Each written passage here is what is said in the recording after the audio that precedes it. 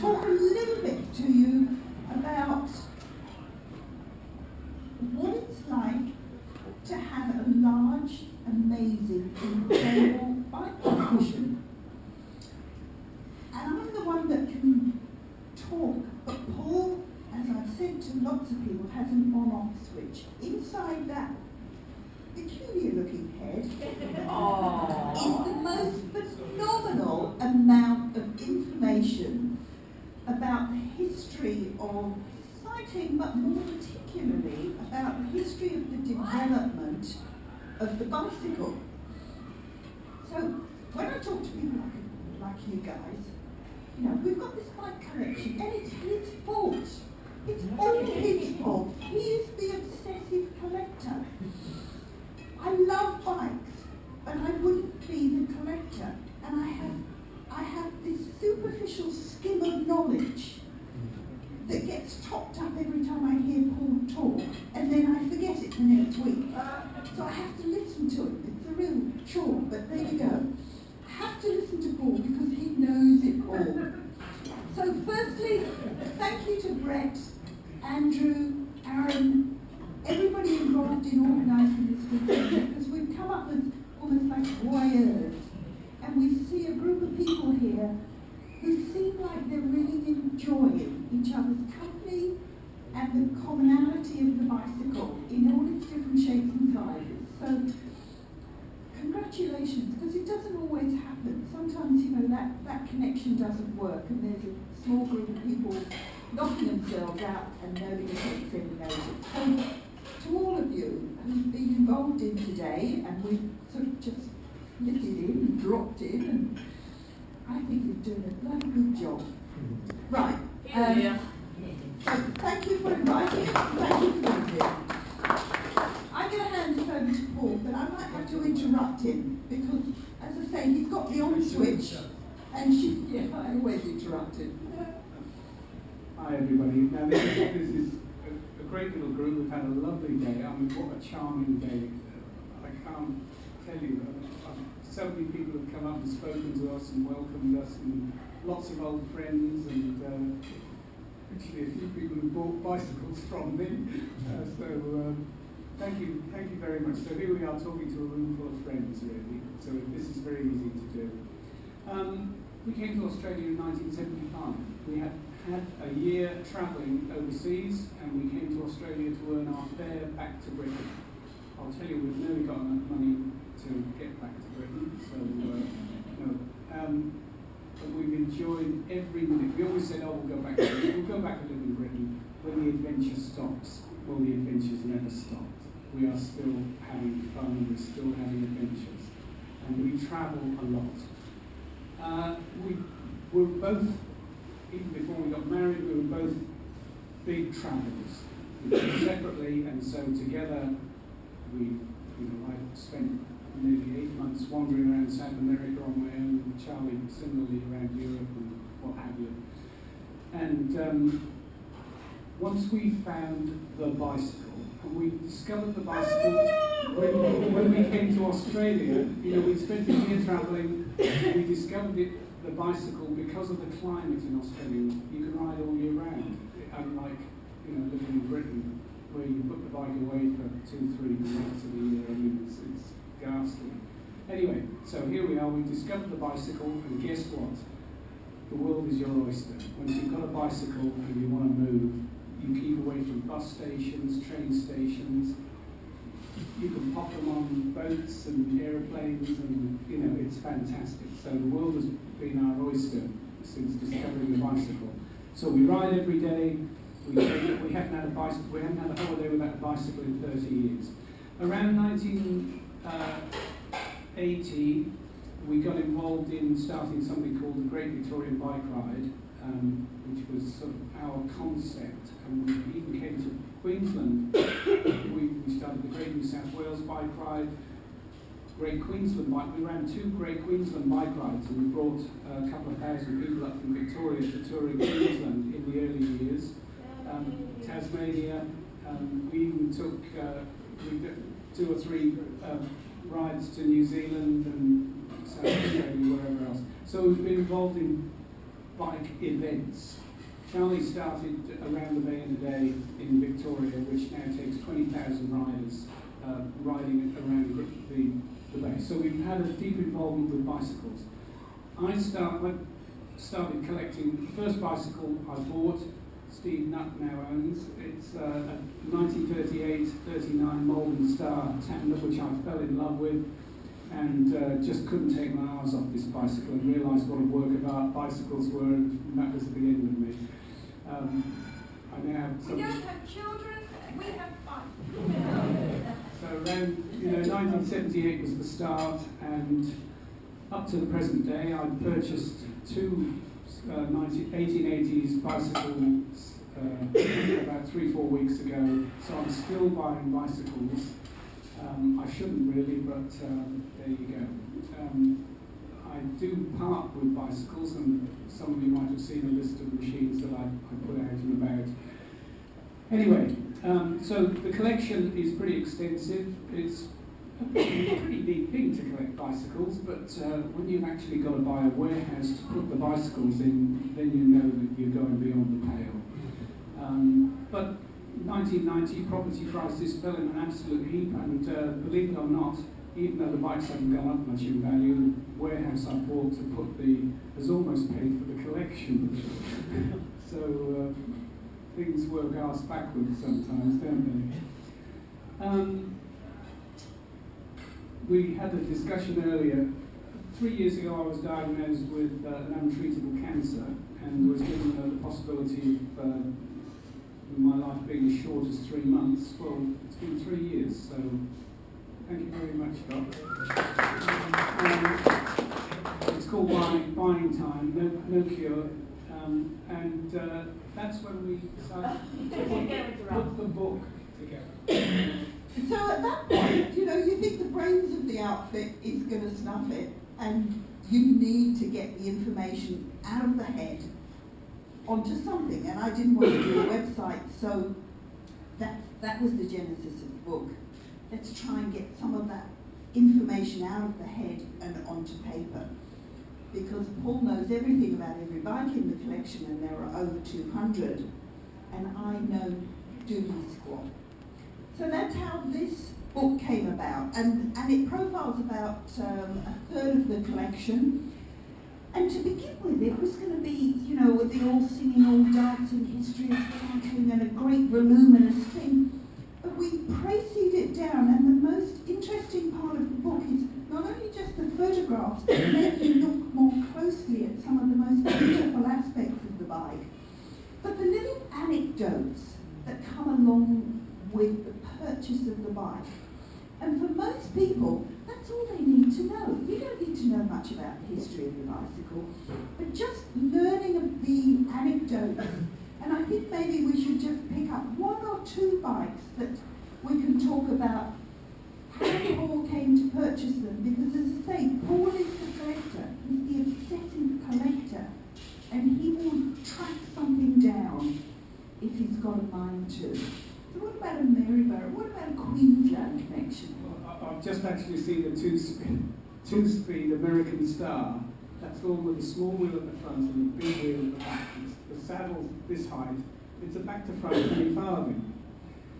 Now, we had a friend from Tasmania come visit in 1979, and he's a car collector.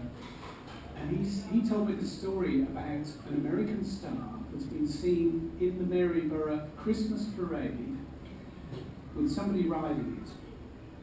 So he said, Maryborough, Queensland, this is a tip, Go to Maryborough, you'll find this small wheel at the front, big wheel at the back, levers, really wild bicycle. He said, I haven't seen it, but I've heard tell that this bike's up there. Anyway, we ran this big ride from Harvey Bay down to Brisbane. And on our day in Maryborough, I walked all around the town. This is in the late 1980s. Walked all around the town, looked to all the shopkeepers and there's a Christmas parade, and there's this old guy riding a bike, so a small wheel at the front, the seats at the... Nobody had heard of it. No, not a whisper, nobody. Right, okay, well, I've done my bit. I looked for the bike. 2005, I get a phone call from a guy. This is 25 years later. And he says, I've got this bike, and it's got a small wheel at the front and a big wheel at the back. I said, you live in Maryborough, don't you? He said, how do you know that? I said, well, it's a long story, but I've spent 25 years looking for you. He said, well, there's a guy called Terry Kay, and I approached him with the bike, and he said, oh no, this is out of my league. This is a really fabulous bicycle, and he said, no, I couldn't afford it. And the guy said, look, I've got a bit of an idea because I've been, trawling the American sites and what have you. And he said, but I'd like it to stay in Australia. I said, name your price, I'll buy the bike. Anyways, in fairly poor order, but you can see the bike in the book now. It's restored up to the nines, but that's probably the bike that I waited the longest to find and started looking in the late 1970s through to 2005 when this guy. So I said to him, but I heard you heard it in the Christmas parade. Nobody in Maryborough seems to know. He said, oh God, look, he says, I'm in my late 80s now. The last time I rode it was in 1971. Yeah, right, okay. The stories, it's the, if you're a collector, it's called no stone unturned. You just follow up every week, and sometimes, and the more to the point, I would say the majority of the bikes that I've found have been from other collectors, and you look at a bike and you think, wow, if you ever want to sell that bike, let me know. And guess what? 5, 7, 10, and then they ring you, and they remember that you're the guy. But actually, sometimes it's not the owner that rings you, because the owner really doesn't want to sell it because he's the collector, and he knows that his family will never want to sell it when he dies. And he dies. And they're on the phone the next day. I mean, it's actually, it's a lesson in the expectations of people who have a passion and think and hope that their nearest and dearest are going to share it, that their sons or daughters are going to take over that passion and continue with the collection, whatever it might be. It could be stamps or, tiddlywink coins. And that doesn't often happen. There's rarely a collection that stays in the family because the family has that same commitment. So characters like Paul are rare, and there's probably a few in the room here. They've just got that little flip switch that says, I've got to have it. I know we can't afford it, sorry dear, but I have just got to have it. There's something that gleam in the eye that sets them apart from the people who say, well, it would be nice, but what we need first is a fridge and a dishwasher and our taps and all the rest of it. So there's these different people, and it's the collector gene, and we talk about the collector gene in the book because it does define people who will go to great lengths to assemble an amazing collection, whatever it might be. And here you've got somebody whose passion has been bicycles, and there's not that many bike collectors around. Australia has been a very rich hunting ground for bikes because at times it was a very rich country, particularly in Victoria. When gold was being found, people were enormously wealthy. They could order the latest and greatest from the UK, or maybe even America. It would come out, and the climate's dry. It's much drier than Europe, where things rust and deteriorate. In Victoria, there are many, many treasures that have been found. It's the archetype, isn't it? It's found in a barn, found at the bottom of the garden. So even though something might have rusted because it's been left outside and on the ground, it's still salvageable and often complete.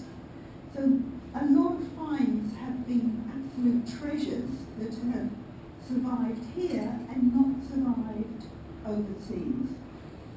And Andrew was talking about this particular bike that we own, which is a a German army bike, and instead of rubber around the tyres, it's got this funny arrangement of springs, and then another sort of band of metal, and then leather.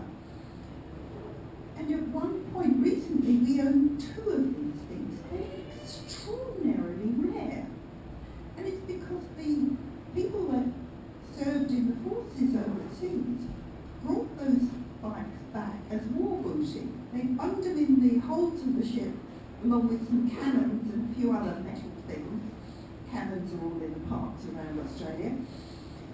So here we have bikes that are so rare you hardly find them in other parts of the world, and I think the tricycles come to it. I was just going to, looking at the photos, flicking through, I'll just tell you something that's, I think, a little bit special about our book. It's quite a nice story. Okay, so I've got some great bicycles, and we've got some nice, but have a look at the photos. These photos have never been seen before. Here's a photo of a guy with a whippet. This is the whippet. This is one of the most amazing bikes. There's no more than 5 of these in existence. Sprung frame whippet, and we have photographs, unpublished photographs. The thing is, if you trawl the internet, you can find photographs of people with bicycles. But to find photographs, original photographs of people with very, very rare bicycles, and it came about like this. It came about like this. We were trawling, trying to find photographs, but they're copyrighted and owned by everybody, and you've got to take them out of books, which you can't do because they're owned by somebody. Somebody owns a photograph. You just can't snitch the picture and put it in your own book. There are two collectors of photographs in the world, both of whom I know, and it came about because of a cancer nurse who's a friend of mine, and she said, hey, look, you've got cancer. We've got to do the, I've got cancer, you know. Milk it for every Milk it for every drop. So I contacted my 2 friends and I said, hey, I'll just put this book together, and I don't know how much time I've got. But I need, these are the bikes that are going to go in the book. Any chance you've got photographs? And they said, you leave it to me. And these 2 guys went away and beavered away. I mean, they've got thousands of photographs. And they came up, this is an American star. That's a kangaroo. Anyway, suffice to say, they came up with the goods.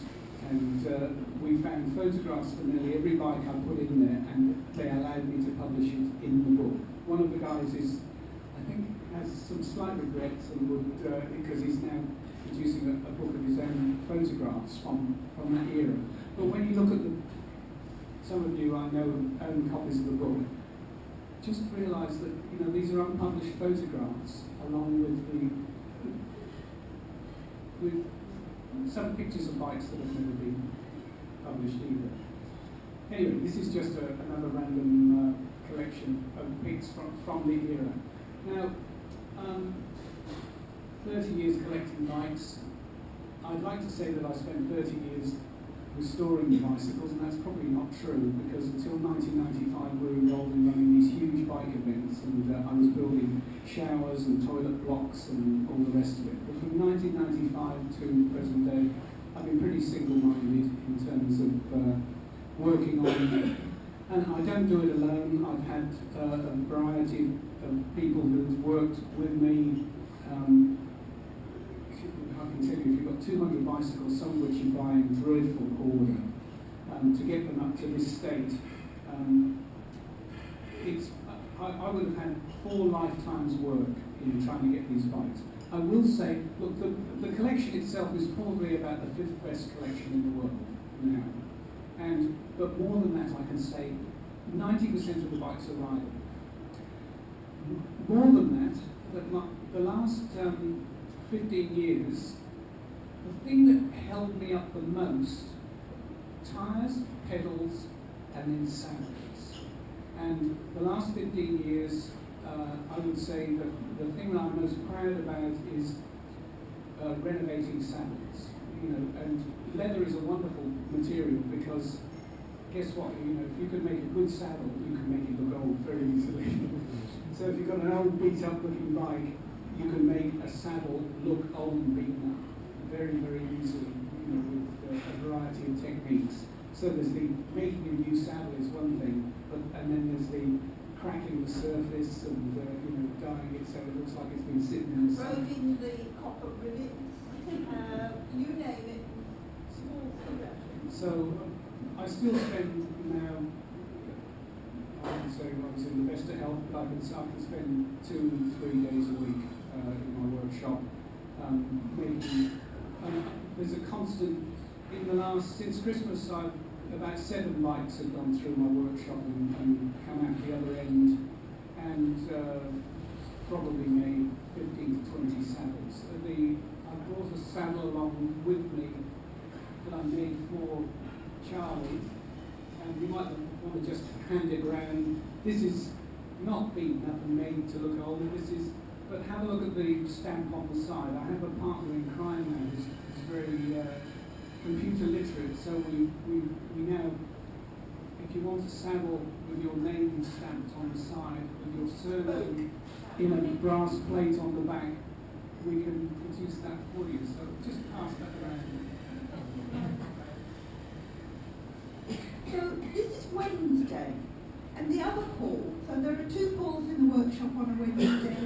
They're like little kids in a sandpit.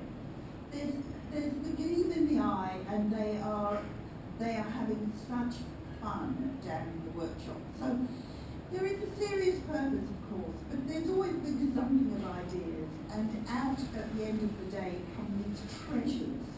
And at the moment it's saddles, but saddles are almost becoming a little bit passé because the next treasures coming out are little leather bags, the little leather tool bags that go on the back of the bikes.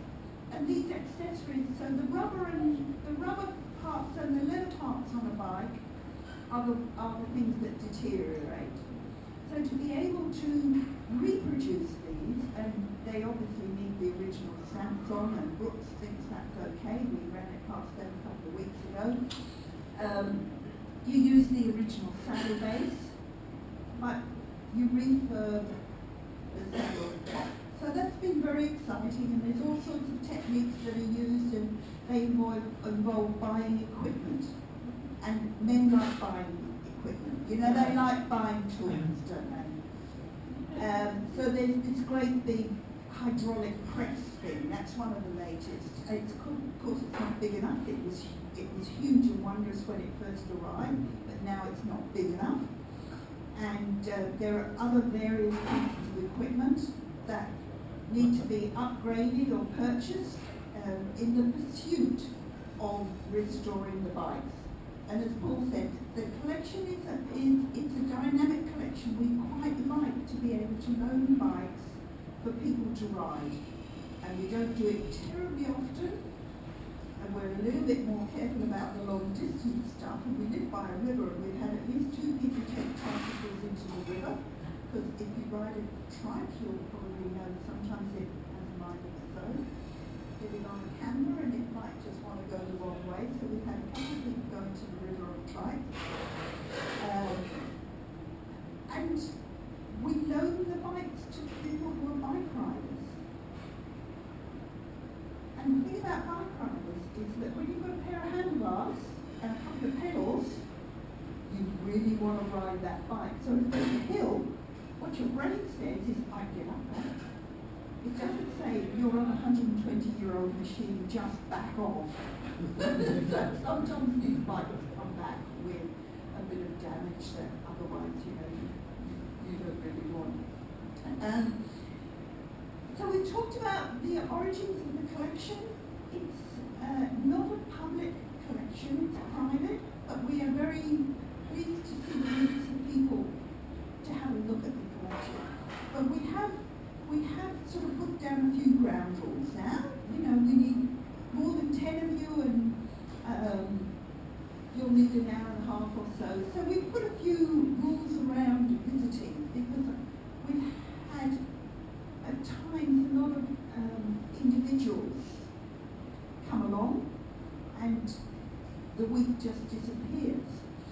So collectors, Paul will spend any amount of time with collectors, you know, be they in ones or twos. But groups of mildly interested people, we tend to try to gather them together and put them all in at one time. I think we should talk, I think you should talk about just one or two of the most recent acquisitions, then questions, and then you can all go home.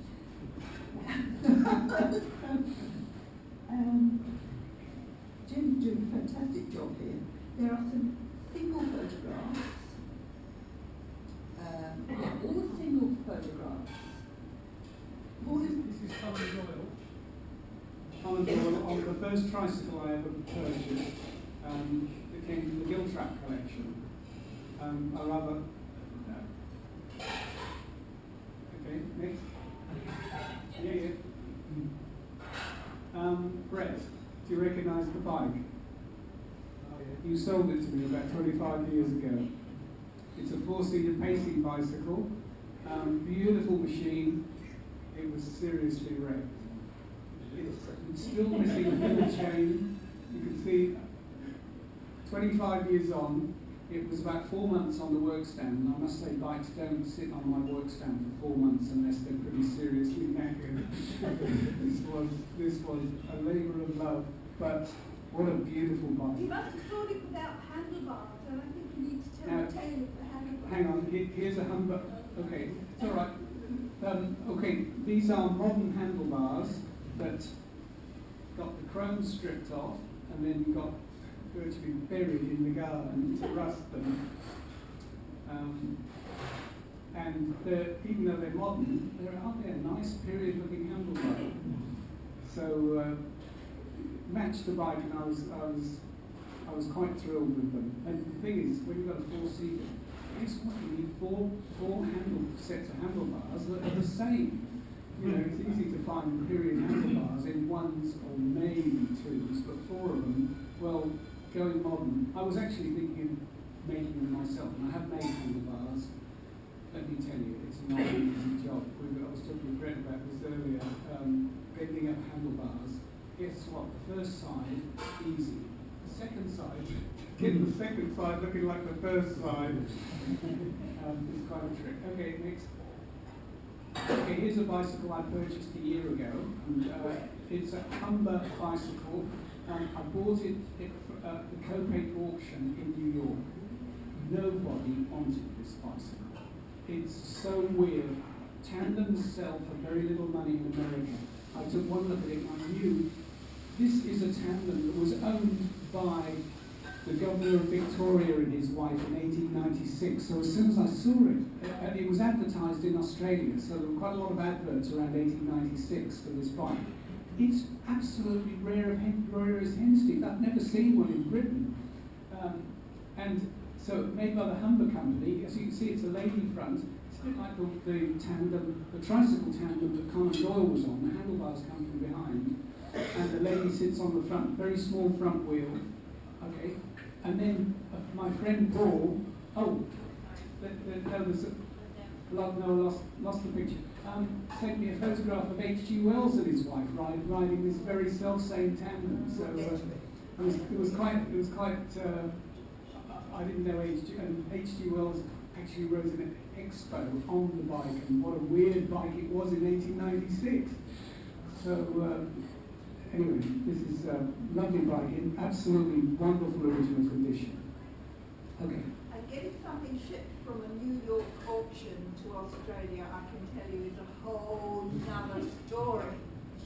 Another bicycle that I purchased in 1983, and it's just gone through the workshop and got smartened up, I think you would say. It's a Riley, and it's the only sprung frame Riley. There are only two Riley, not Raleigh. Riley, R-I-L-E-Y. You know the Riley cars, Riley Pathfinders?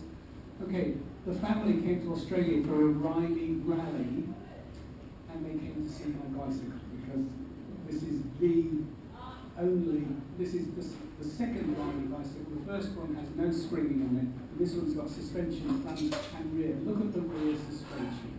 It's got a leaf spring underneath the seat built into the frame.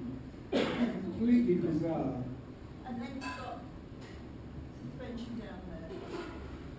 Anyway, so this was painted black, but now it isn't, and it's now it pleases me. So okay, next. There we are. There's a little bit of a close up. Now that's one of my saddles with the 1895 to 1905 Brooks stamp that we have engraved, and now I can make 1,000 Brooks, early Brooks saddles. And corroded rivets. I do love the corroded rivets. So that one's been beaten up a little bit. It's on a really nice early base. So I was telling somebody earlier, you seen any really nice early bases? You know, guess what? People throwing them out. You know, a rusty old saddle base. If it looks unusual, you keep it. And you know, it might be 10 years or 20 years, but it will make a saddle top for it, and you can try to own it. Next. Okay, front suspension. Okay, here's my beautiful BSA sprung frame. A bike I bought 30 years ago and painted black. Now I've stripped all the paint off it, and this came out of the workshop about 4 weeks ago. It's bare metal and just got a wax coating on it. This is probably my favourite treatment now. This was made about 1901, and as I said, it's called the BSA sprung frame. So it's sprung along the top tube here. What's going on And down behind the seat. Everything else is just an articulated joint. So the springs in the seat stays and in the top tube. It's a little unusual when you ride it to have the handlebars coming back towards you and provide spring. But it works very well. Okay, this is a cross frame Raleigh. Cross frames were quite popular in that 1900 to 1910 period. This was in 1910. You can see the handlebars, the brakes disappear into the handlebars, which Raleigh only did for 1 year. So it's very easy to date this. It makes it really clean. There's no cable wrapping around it. Well, they're rod brakes. Okay. Or box. Okay, here's H.G. Wells and his wife on this wacky Humber tandem. She's sitting up on the front, he's holding the bike, and he's getting ready to scoot off. The double steering tandems, as Brett will know, the lady gets on the front, puts her feet up, the gentleman holds the bike, and then he scoots it from behind and uses the back step to climb in, like on the penny, and then sort of joins her behind. Now, on this bike, the only steering is from the rear, but I've got 3 or 4 other tandems where the steering is on the front and the back. And I must say I crashed on one of them in the last year when both people were fighting and steering. So it's usually best to work out who's got control. On this one, it's quite clear. It's from the rear. Okay. Oh, here's my lovely. This is the last bike out of the workshop. Similarly, it's probably one of the first bikes I ever bought and just painted black. And it never really worked very well. Now it works well. And so a 30-year-old restoration, redone, and I'm a little bit more proud of it now. It's called a cross frame. It's a double ladies cross frame tandem, and was produced from 1895 up until about 1910. It's, believe it or not, I had 2 of these, one of which I've just given to a friend. And I've started to restore this one to inspire him.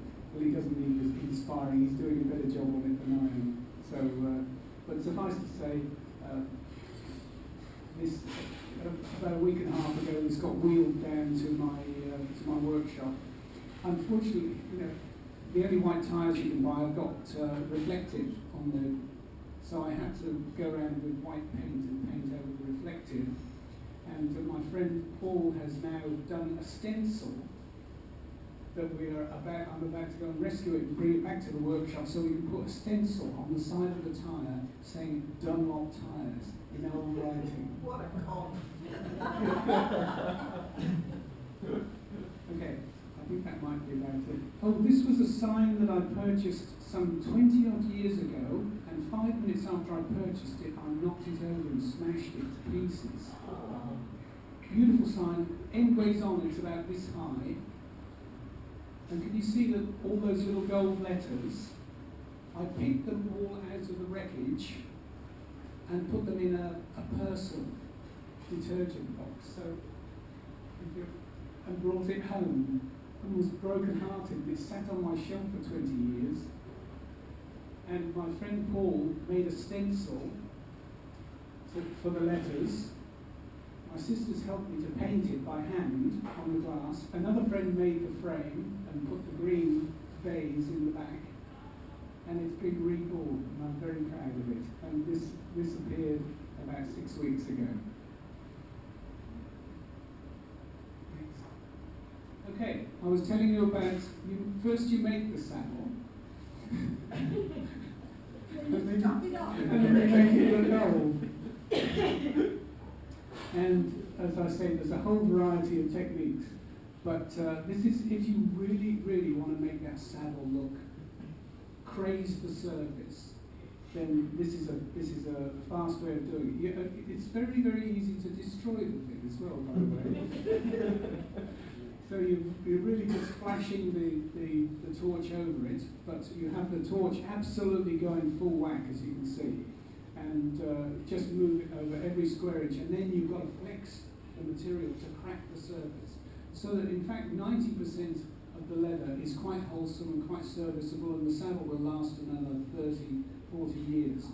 But the surface is cracked and crazed, and if you've got a really, really old bike, and you want a really, really old looking saddle that you can ride, and you can ride safely.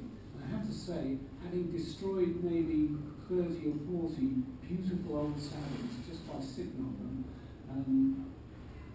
this is an asset, let me tell you. Okay, the newest bike I've just purchased, and I didn't buy it in Australia.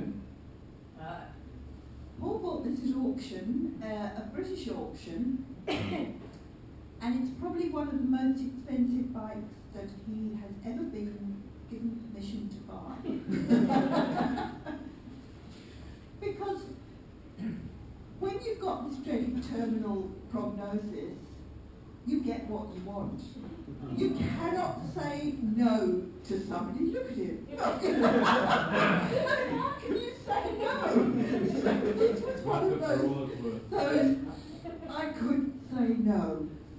So you can take it from here now. It's not absolutely true, because there was a much, much more humble bicycle in the auction, and I said, actually, I've always wanted this bike. It was a Swift about 1888, and it's a particularly beautiful bike with lots of curvy tubes and all the rest of it. And Charlie went off riding for 3 weeks on the island of Flores in Indonesia. And she was literally just walking out the door, and she said, are you going to buy a bike in that auction? I said, oh yeah, I'm going to make a play for the Swift. And she said, that's not the best bike there though, is it? And I said, no, but this one's a bit expensive. And she said, I mean, this is a first. She said, oh, buggery, you're never going to spend all your super. So, of 200 bicycles, this is the third bicycle that I had permission to buy.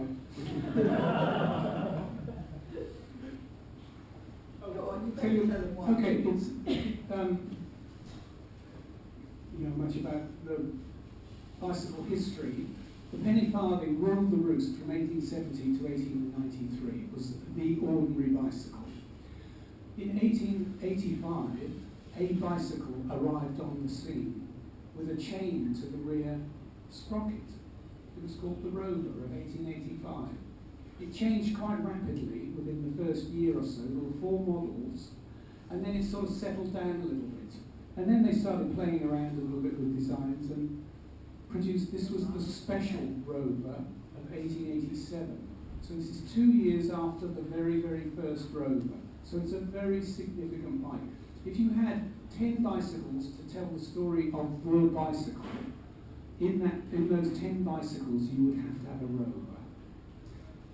This is a Rover, and it's the only special Rover known to exist. So, well, you can imagine how expensive it was. and it's a beautiful bike with that amazing front suspension. Okay, I think we're getting close to the end now. There she is, my beautiful special Rover of 1887. Ever written at all? I rode it from home to, once I put it together, over to the workshop, over to the store. This is the Swift that I was going for. As you can see, it's a much more humble machine. The runner-up. And I think I could have bought half a dozen of these for the other one. Okay, it's just a lamp back there. But this one is a very nice bicycle. Every single nut and bolt, mud guard. It's actually quite rare to get an 1880s bicycle that has nothing missing. Absolutely.